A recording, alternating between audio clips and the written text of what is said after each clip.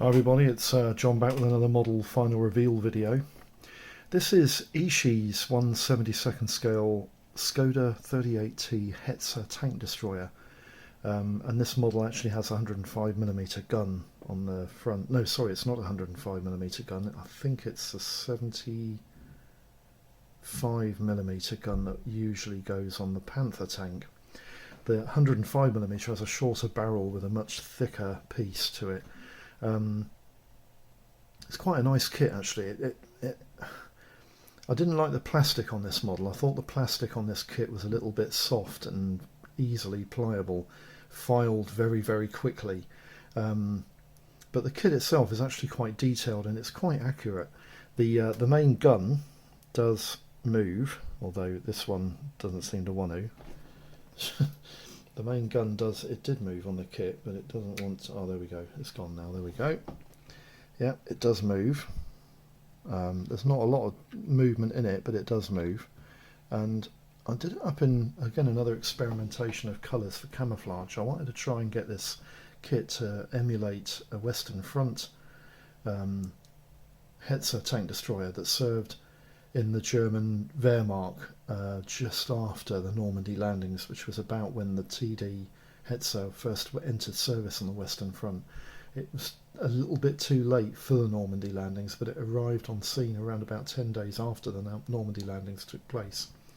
And they were a very effective tank destroyer. They were very easy to conceal, very hard hitting, incredibly accurate, cheap to build, because they were based on the Panzer Skoda 38T chassis, which as a tank, when they were tanks, you know, it would have been grossly obsolescent at the time, but the Hetzer proved to be an incredibly effective tank destroyer.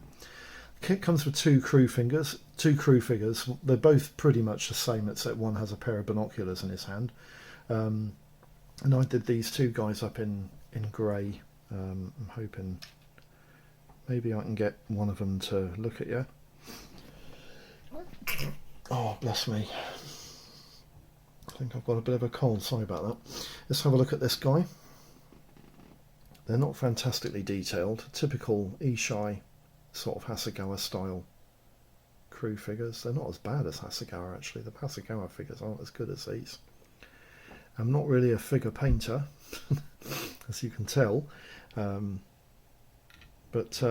yeah, they're not too bad, these guys. They're not too bad at all. And that's the one who hasn't got the binoculars in his hand, and he's not bad either, is he? But detail-wise, the figures weren't actually bad. You know, they were quite nicely detailed. And the tank itself, I'll just show you a couple of things about the tank's detail, because it's quite nice. It's got separate skirts on the side of the tank there, you can see them.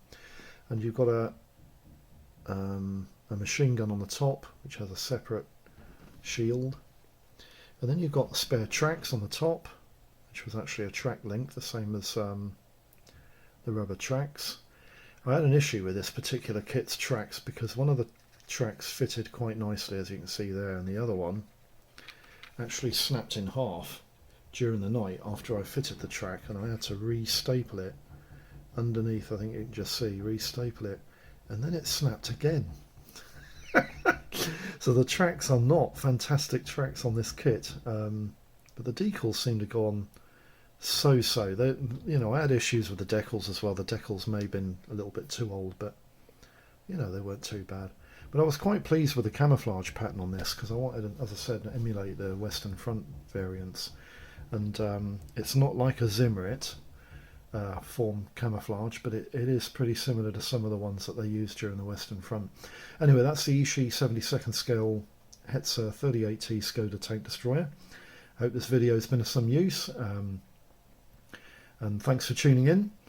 I hope all your modelling projects are running very smooth and everyone's keeping safe out there with what's going on outside all over the world. Anyway, I'll catch you for the next one, and bye for now. Bye bye.